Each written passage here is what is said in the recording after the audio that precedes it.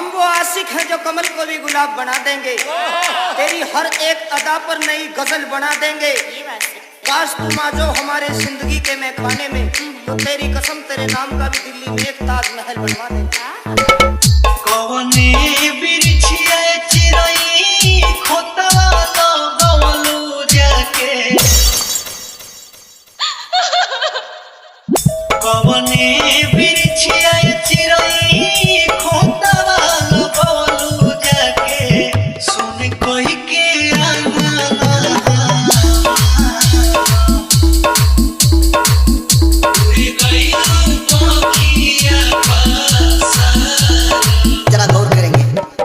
DJ Arvind, DJ Arvind, DJ Arvind, DJ Arvind.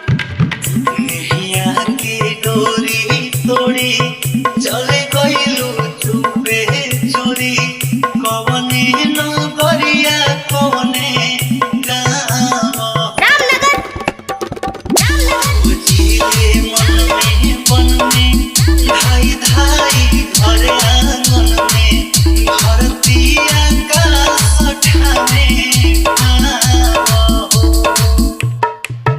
देखे ना पाता गइलू कहवा ना पाता भइलू, देखे ना पाता गइलू कहवा ना पाता भइलू, हो गइलू कहाँ तुम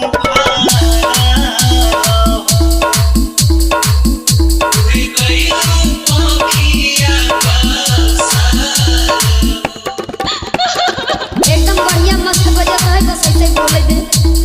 DJ Arvind, DJ Arvind, DJ Arvind, DJ Arvind.